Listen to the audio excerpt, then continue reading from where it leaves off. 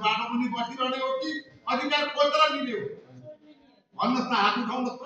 के गर्ने हो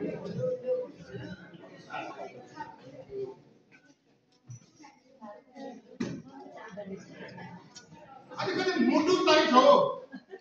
अलिकति जिउमा रगत छ कि भनेर देखाउनु पर्छ हामीले पनि आमाको दुधै खाएका छौँ बाबा पानी त खाएका छैनौँ नि पानी खानेलाई पो नामर्द भनिन्छ त दुध खाएकालाई त छोरो भनिन्छ छोरी भनिन्छ बहादुर भनिन्छ वीरङ्गना भनिन्छ त्यो हैसियत राख्नु पर्दैन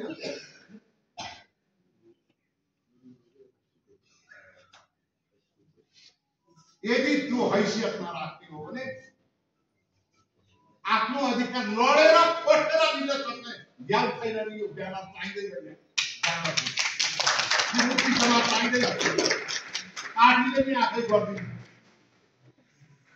पार्टीले तलसम्म संविधानमा भएका व्यवस्था कार्यान्वयन गर्ने जनतालाई परेका वीर मार्का पार्टी आफैले अगुवाई गरेर नेतृत्व गर्छ किन चाहियो मुक्ति समाज नेतृत्व कार्यक्रम चाहियो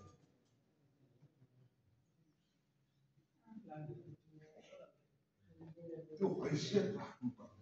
त्यो हैसियत हेर्नुहोस् त सुर्खेतमा हेर्नुहोस् त दैलेखमा त्यहाँ उत्पीडित जातिहरूको सशक्त नेतृत्व भएर अलिक उनीहरूले जिम्मेवारी पाए दैलेखमा हेर्नु जाँदा खै किन दिनु पर्यो केही गर्न नसक्ने ह्याउ नभएकाले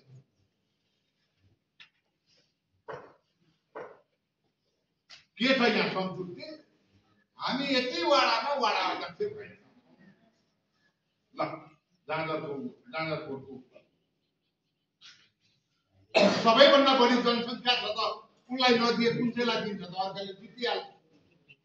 पार्टी त्यति बेवकुफ छैन नि त एकदम योद्धा सक्रिय